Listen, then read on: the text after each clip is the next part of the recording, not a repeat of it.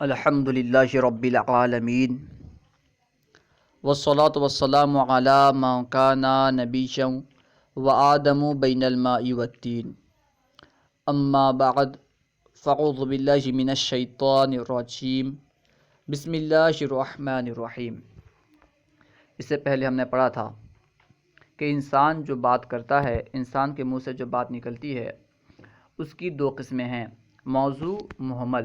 موضوع اس لفظ کو کہتے ہیں جس کا کوئی معنی ہو، اور اس کا دوسرا نام مستعمل بھی ہے، کیونکہ یہ استعمال ہوتا ہے اس لیے اسے مستعمل کہتے ہیں۔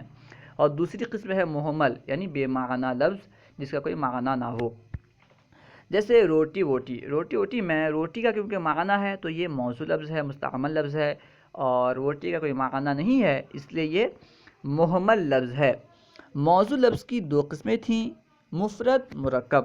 مفرد کسے کہتے تھے؟ مفرد اس لفظ کو کہتے تھے، اس اکیلے لفظ کو کہتے تھے جو ایک معنی پر دلالت کرے، ٹھیک ہے۔ مفرد اس اکیلے لفظ کو کہتے ہیں جو کسی ایک معنی پر دلالت کرے۔ اور مفرد کا دوسرا نام کیا ہے؟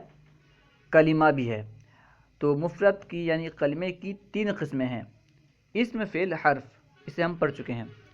کلمے کی تین قسمیں ہیں، اسم، فعل، حرف۔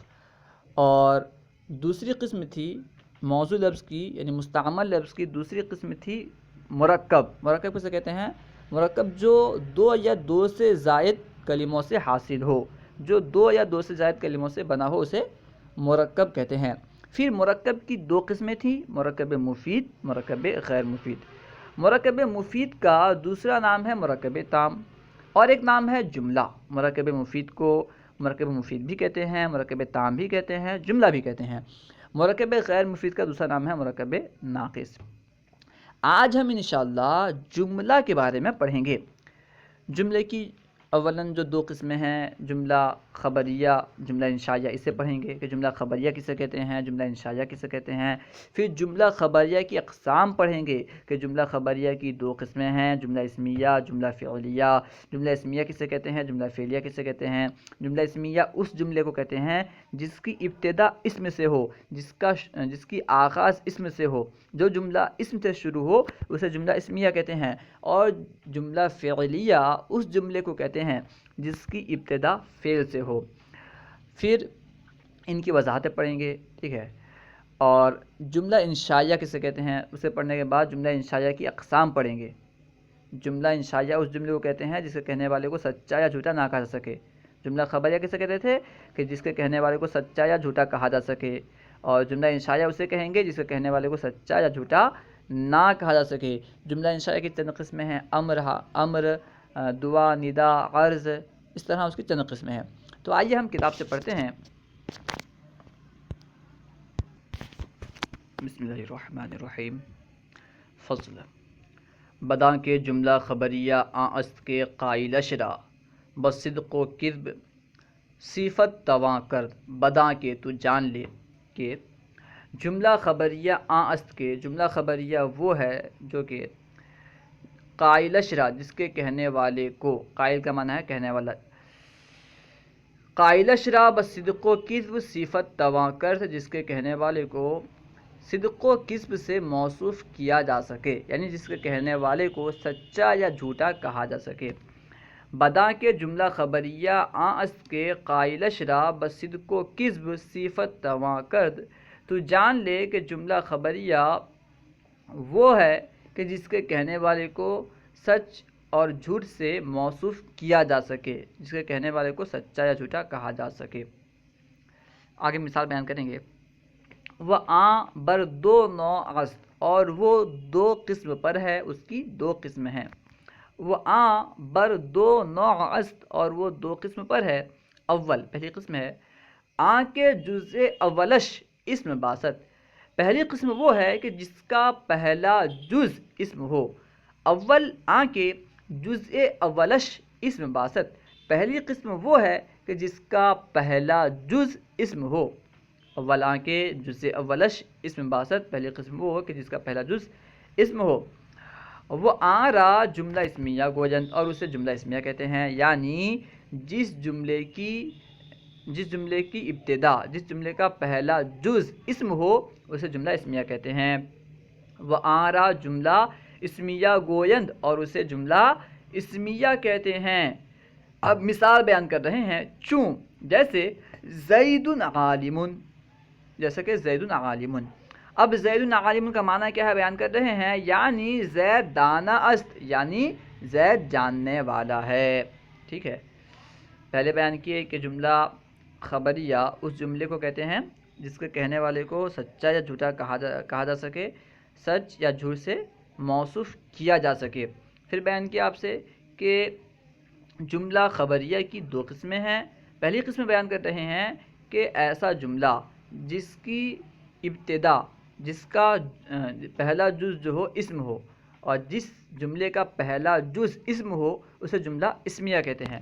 مثال دیے جیسے زید عالم، تو زید عالم کا معنی کیا ہے، زید جاننے والا ہے۔ اس کی ترکیب کس طرح کریں گے، زید عالم کی ترکیب ہوگی زید مبتدا، عالم اسم فاعل، اس میں ہوا ضمیر پوشیدہ اس کا فاعل، اس میں فاعل اپنے فاعل سے مل کر شبہ جملہ اسمیہ ہو کر خبر، مبتدا اپنی خبر سے مل کر جملہ اسمیہ خبریہ ہوا۔ اور جزء اولش، اب اس کے بارے میں وضاحت کر رہے ہیں کہ جزء اولش مسند الی است، زید عالم کا پہلا جز مسند الی ہے، یعنی اس کی طرف اسناد کی گئی ہے، کس چیز کی، عالم ہونے کی، عالم ہونے کی اسناد کیونکہ زید کی طرف کی گئی ہے، اس لیے اس کا پہلا جز یعنی زید مسند الی ہے۔ جزء اولش مسند الی است، اس کا پہلا جز مسند الی ہے۔ وآرا مبتدا گویند، اور اسے مبتدا کہتے ہیں کیونکہ اس سے ابتدا ہو رہی ہے، اسی سے ابتدا ہو رہی ہے، اس لیے اسے مبتدا کہتے ہیں۔ وآرا مبتدا گویند، اور اسے مبتدا کہتے ہیں۔ وجزء دوم مسند است، اور دوسرا جز مسند ہے، یعنی زید عالم میں دوسرا جز جو ہے عالم یہ مسند ہے کیونکہ اس کی اسناد کی جا رہی ہے، تو یہ کیا ہوا، مسند۔ وہ جزء دوم مسند اور دوسرا جز مسند ہے۔ وآرا خبر گویند، اور اسے خبر کہتے ہیں کیونکہ اس کی خبر دی جا رہی ہے، یعنی زید کے بارے میں عالم ہونے کی خبر دی جا رہی ہے، تو دوسرا جز یعنی عالم کیا ہے، خبر ہے۔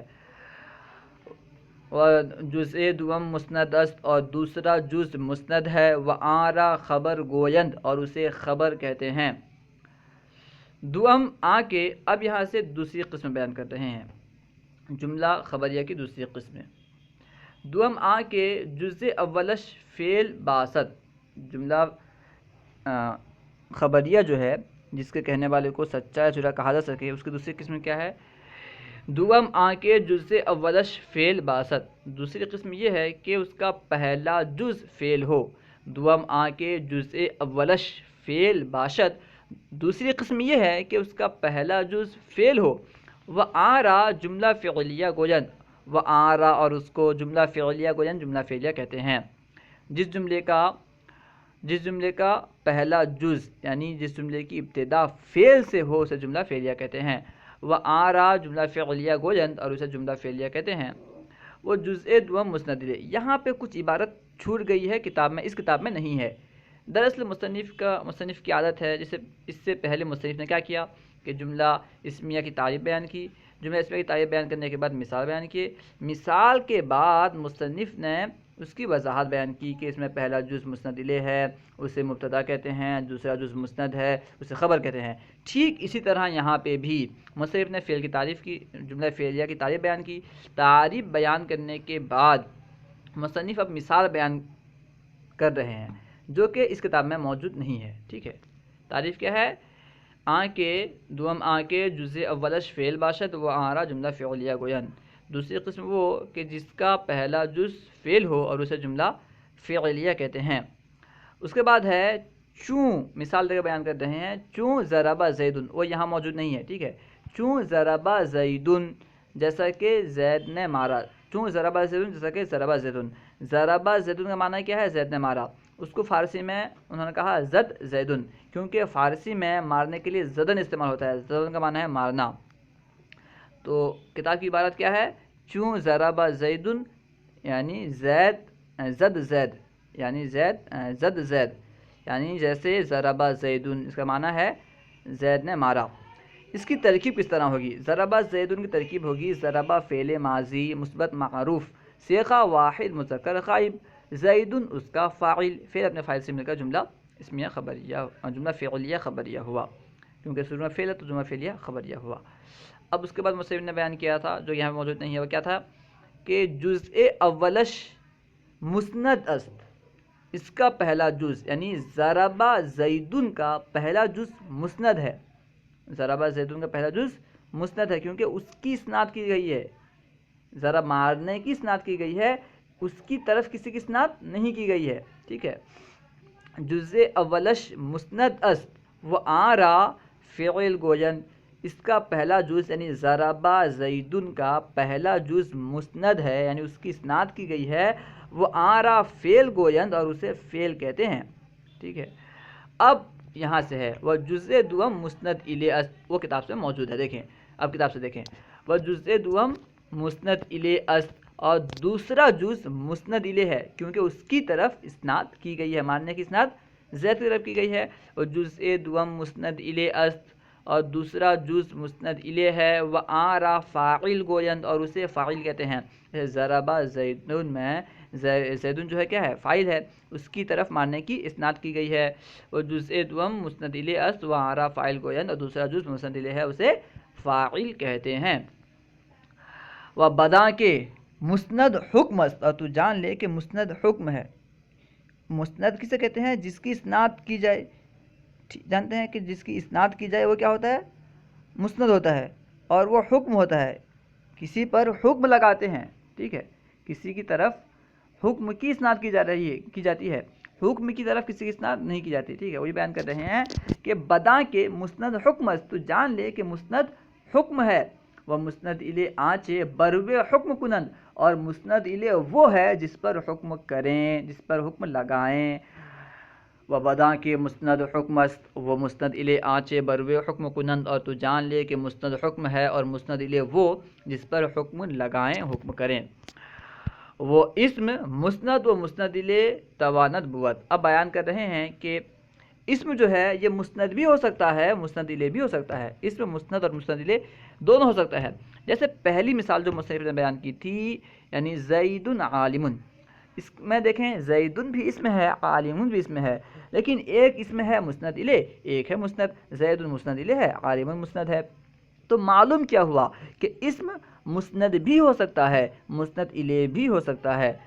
وہی بیان کر رہے ہیں کہ اسم مسند و مسند الی تواند بود، کہ اسم مسند اور مسند الی ہو سکتا ہے، وہ فعل مسند باشد اور فعل مسند ہوتا ہے یعنی مسند الی نہیں ہوتا، وہ فعل مسند باشد و مسند الی نتواند بود، اور فعل مسند ہوتا ہے مسند الی نہیں ہو سکتا، وہ فعل مسند باشد و مسند الی نتواند بود، اور فعل مسند ہوتا ہے مسند الی نہیں ہو سکتا، وہ حرف نہ مسند باشد و نہ مسند الی، اور حرف نہ مسند ہوتا ہے اور نہ مسند الی۔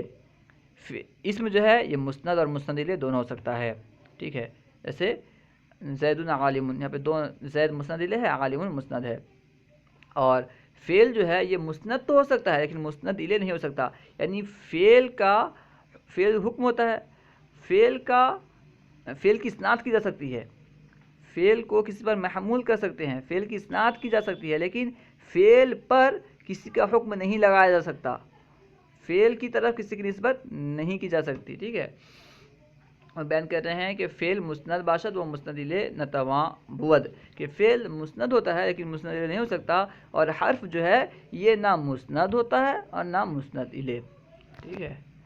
اب یہاں سے دوسری قسم بیان کر رہے ہیں، جملے کی دوسری قسم، یعنی وہ جملہ جس کے کہنے والے کو ہم سچا یا جھوٹا نہ کہہ سکتے ہوں۔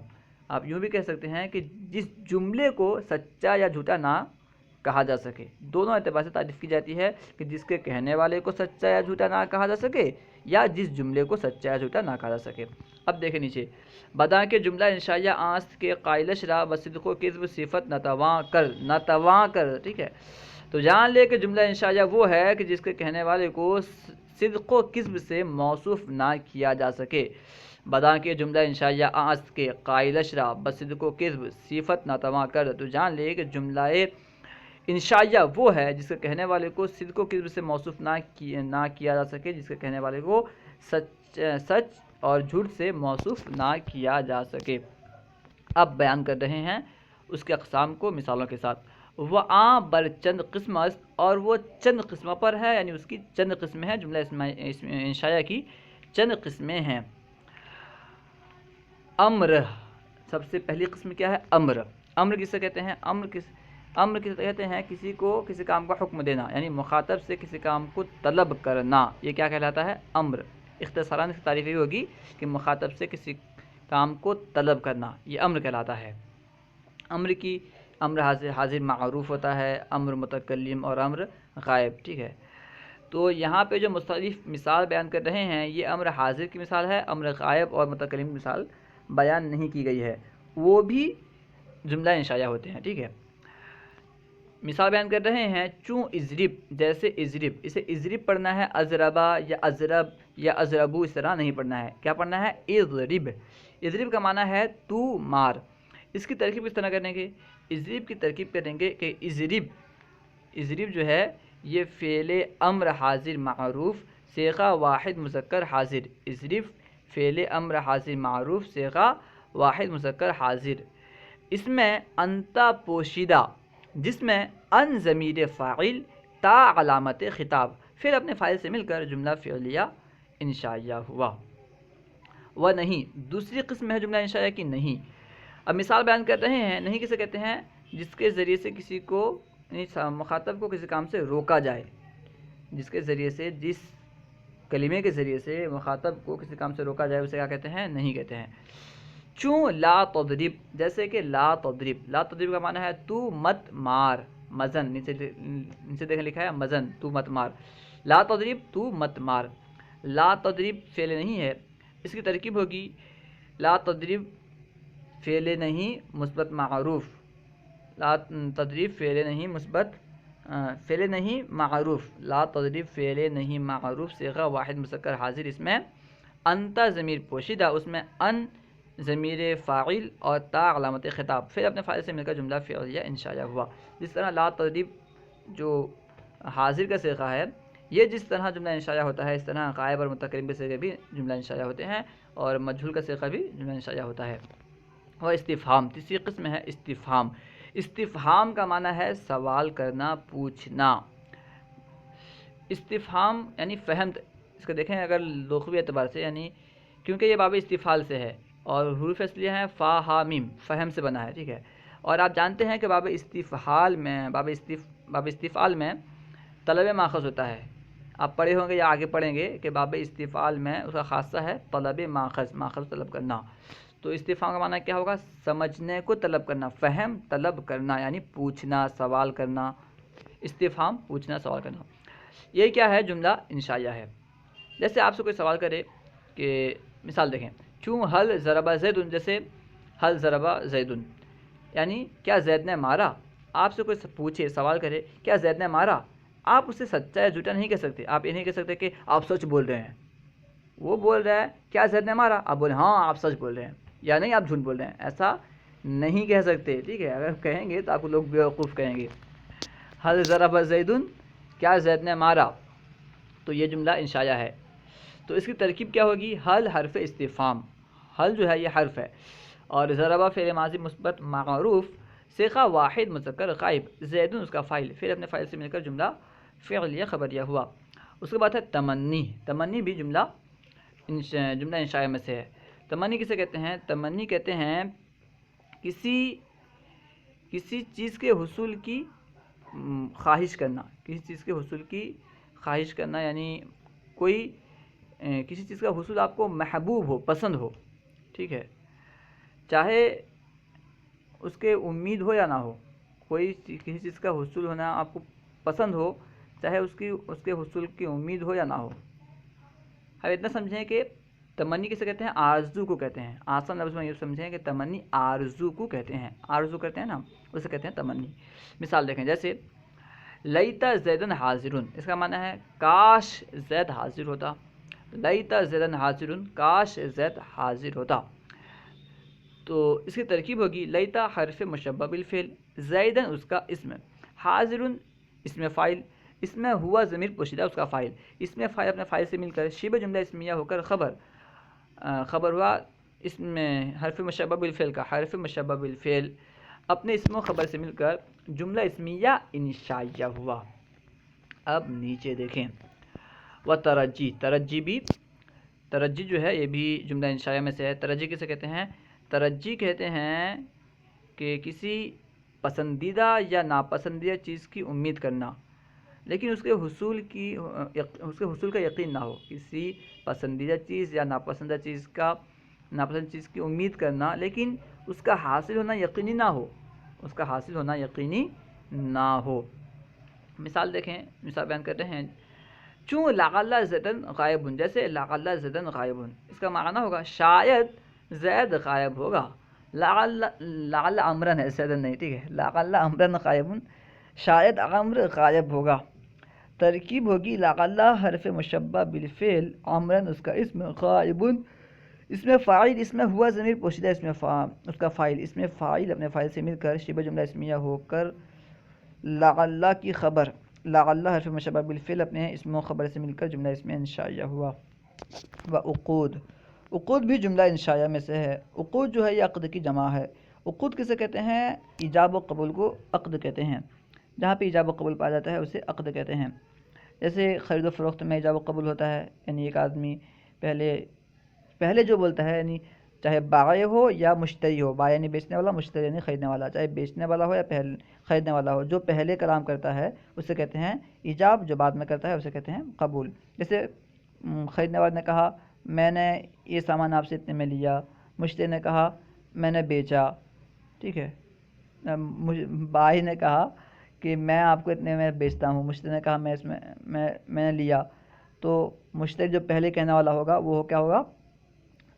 وہ ایجاب کرنے والا ہوگا، موجب ہوگا، ایجاب کرنے والا، اور بعد میں جو کہنے والا ہوگا وہ ہوگا کہتے ہیں قبول کرنے والا، ٹھیک ہے۔ پہلے کے قول کو ایجاب کہتے ہیں، دوسرے کے قول کو قبول کہتے ہیں۔ اسی طرح جہاں پہ بھی ایجاب و قبول پایا جائے اسے عقد کہتے ہیں۔ اس طرح نکاح میں ہوتا ہے، نکاح میں ایجاب و قبول ہوتا ہے نا، جب تک ایجاب و قبول نہ ہو تو نکاح ہوگا ہی نہیں۔ نکاح سمجھ لو ایجاب و قبول ہی کا نام ہے، ٹھیک ہے۔ تو دو لوگوں کے درمیان جو ایجاب و قبول ہوتا ہے اسے عقد کہتے ہیں۔ آسان لفظ میں یہ سمجھیں، چوں بعتو و اشتریتو، جیسا کہ بعتو و اشتریتو، بعتو کا معنی ہے میں نے بیچا اور اشتریتو کا معنی ہے میں نے خریدا۔ ترکیب ہوگی بعتو فعل ماضی مثبت معروف صیغہ واحد متکلم، اس میں تا ضمیر بارز مرفوع اس کا فاعل، فعل اپنے فاعل سے مل کر جملہ فعلیہ انشائیہ۔ اشتریتو فعل ماضی مثبت معروف صیغہ واحد مذکر غائب، اس میں تا ضمیر بارز مرفوع اس کا فاعل، فعل اپنے فاعل سے مل کر جملہ فعلیہ انشائیہ ہوا۔ اب اس کی قسم ہے ندا، ندا کا معنی ہے پکارنا، چوں یا اللہ، جیسے کہ یا اللہ، ٹھیک ہے، یہ بھی جملہ انشائیہ ہے۔ یا اللہ یعنی اے اللہ، کسی کو پکار رہے ہیں، زید پکار رہے ہیں، اے زید۔ کوئی اگر آپ سچے ہیں، آپ جھوٹے ہیں تو آپ کیا کہیں گے؟ ارے بیوقوف، میں تو پکار رہا ہوں۔ خیر، یا اللہ، تو یہ کیا ہے؟ جملہ انشائیہ ہے۔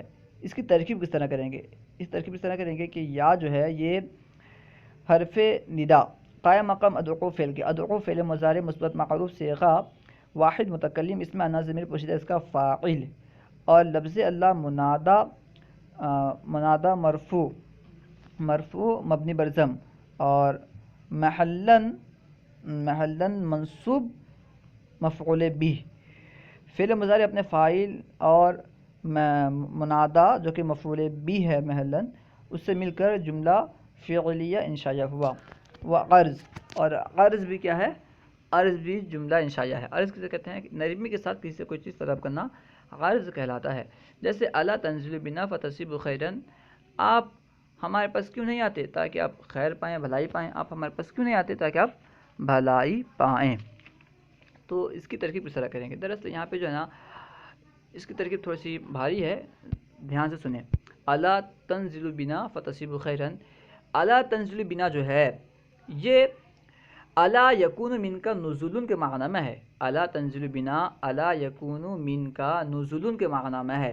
اب اس کی ترکیب کریں گے، یعنی الا یکون من کا نزول کی ترکیب کریں گے اور اس کی ترکیب نہیں کریں گے۔ جس طرح حرف ندا عطوف، یا جو حرف ندا ہے لیکن ترکیب یا کی نہیں کرتے بلکہ عطوف کی کرتے ہیں۔ اس طرح یہاں پہ جو ہے الا تنزل بنا فتصیب خیرن میں جو الا تنزل بنا ہے یہ الا یکون من کا نزول کے معنی میں ہے، تو ترکیب الا یکون من کا نزول کے کریں گے، ترکیب اس طرح کریں گے کہ حمزہ استفہام برائے عرض اور لا یکون فعل نفی مضارع معروف سیغہ واحد مذکر غائب فعل تام. یہاں پہ یکون جو ہے یہ فعل تام ہے، فعل ناقص نہیں. فعل ناقص بھی آتا ہے لیکن یہ فعل ناقص نہیں، ٹھیک ہے، فعل تام.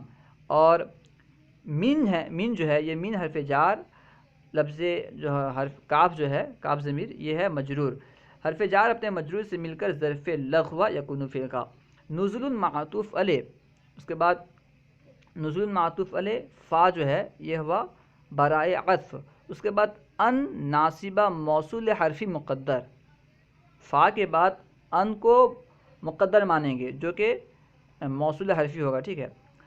تو فا کے بعد ان ناصبہ موصول حرفی مقدر تصیبہ فعل مضارع معروف سیغہ واحد مذکر حاضر. اس میں انتا پوشیدہ جس میں ان ضمیر مرفوع متصل فاعل اور تا علامت خطاب، خیراً مفعول بہ تصیبہ فعل اپنے فاعل اور مفعول بہ سے مل کر جملہ فعلیہ خبریہ ہو کر صلہ، ان کا صلہ.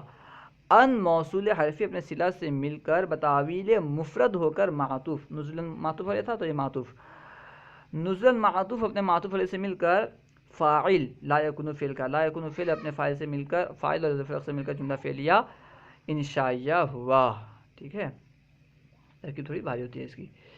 اس کے بعد ہے تعجب. تعجب بھی کیا ہے، نہیں اس وقت چھوٹ گیا، قسم. قسم بھی جملہ انشائیہ ہے. جیسے چوں واللہ لاضربن زیدن، خدا کی قسم میں زید کو ضرور ماروں گا، ٹھیک ہے. قسم کسے کہتے ہیں؟ جس کے ذریعے سے قسم کھایا جائے، جس جملے میں قسم کھایا گیا ہے اسے قسم کہتے ہیں، ٹھیک ہے.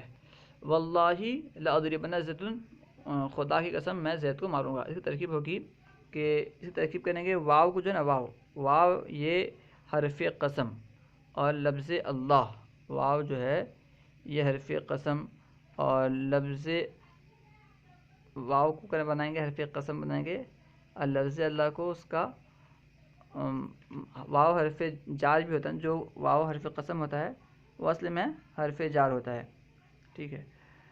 تو واو حرف قسم حرف جار اور لفظ اللہ جو ہے اس کو مجرور بنا دیں. واو حرف قسم اور مجرور سے مل کر ظرف مستقر ہوا اقسم فعل کا. اقسم فعل اپنے فاعل سے مل کر اس طرح ہوگا، اقسم فعل اپنے، اس کے اندر اناز میں پوچھتا اس کا فاعل، اقسم فعل اپنے فاعل سے مل کر جملہ فعلیہ اناز میں جو ہے فاعل، اقسم فعل اپنے فاعل اور ظرف مستقر سے مل کر جملہ فعلیہ قسمیہ ہوا، ٹھیک ہے. کس طرح قسم کریں، ترکیب کریں گے کہ واللہ میں واو حرف جار برائے قسم اور لفظ اللہ مجرور، جار اپنے مجرور سے مل کر ظرف مستقر ہوا اقسم فعل مقدر کا. اقسم فعل اس میں انا ضمیر پوشیدہ اس کا فاعل، اقسم فعل اپنے فاعل سے مل کر جملہ فعلیہ اپنے فاعل اور ظرف مستقر سے مل کر جملہ فعلیہ خبریہ، جملہ فعلیہ انشائیہ قسمیہ ہوا. اس کے بعد جو ہے اس کی ترکیب الگ سے کریں گے. یہاں تک ہو گیا قسم، یہ جملہ بس، یعنی جو جملہ قسم ہوتا ہے یہی انشائیہ ہوتا ہے. اس کے بعد جو ہوتا ہے وہ انشائیہ نہیں ہوتا، کبھی انشائیہ ہو سکتا ہے کبھی خبریہ ہو سکتا ہے. جیسے لاضربن زیدن یہ خبریہ ہے، ٹھیک ہے. لاضربن زیدن اس کی ترکیب کریں گے کہ لاضربن جو ہے لاضربن فعل مضارع مثبت معروف بنون تاکید، فعل معروف صیغہ واحد متکلم، ٹھیک ہے. اس میں نازم پوشیدہ اس کا فاعل زد مفعول بہ، فعل اپنے فاعل اور مفعول بہ سے مل کر جملہ فعلیہ خبریہ ہوا، یہ جملہ خبریہ ہوگا. وتعجب، تعجب بھی جملہ انشائیہ ہے، یعنی کسی چیز پر تعجب، یعنی کسی چیز کا سبب نامعلوم ہونے کی وجہ سے جو نفس میں کیفیت طاری ہوتی ہے اسے کیا کہتے ہیں؟ تعجب کہتے ہیں. تعجب اسے کہتے ہیں کہ جس کے معنی میں وہ کیفیت جو نفس میں ایسے امر کے علم سے پیدا ہوئی جس کا سبب مخفی ہو، یعنی کسی چیز کے سبب کے مخفی ہونے کی وجہ سے نفس میں جو ایک عجیب سی کیفیت ہوتی ہے اسے کہتے ہیں تعجب. جیسے ما احسنہ و احسن بھی، ما احسنہ وہ کتنا حسین ہے، وہ احسن بھی اور وہ کتنا حسین ہے، دونوں کا معنی وہ کتنا حسین ہے. دونوں کی ترکیب ہوگی کہ ما احسنہ میں جو ما ہے اسے مبتدا بنائیں گے، ما احسنہ میں ما مبتدا، اور احسنہ فعل ماضی مثبت معروف، احسنہ فعل ماضی مثبت معروف، اس میں جو ہے ہوا ضمیر پوشیدہ اس کا فاعل، پھر جو کہ لفظ ما کی طرف لوٹ رہی ہے، ٹھیک ہے. اور ہا ضمیر جو ہے یہ مفعول بہ، فعل اپنے فاعل اور مفعول بہ سے مل کر جملہ فعلیہ خبریہ ہو کر ما کی خبر، ما مبتدا اپنی خبر سے مل کر جملہ اسمیہ خبریہ ہوا، ٹھیک ہے۔ اس کے بعد ہے وہ احسن بھی، احسن بھی کی ترکیب اس طرح کریں گے کہ احسن فعل امر حاضر معروف بمعنی فعل ماضی معروف احسنا، یعنی احسن جو ہے احسنا کے معنی میں ہے۔ با حرف جار زائدہ زا، اس کے بعد جو ہے بھی میں جو ہا ہے، ہا ضمیر مرفوع متصل مجرور متصل اور اس میں یہ ہے فاعل، ہا ضمیر وہی فاعل، پھر اپنے فاعل سے مل کر جملہ فعلیہ انشاء ہوا، ٹھیک ہے۔ بھی میں جو ہا ہے یہ اس کا فاعل ہے اور با کو بس زائدہ کر کے چھوڑ دینا ہے۔ احسن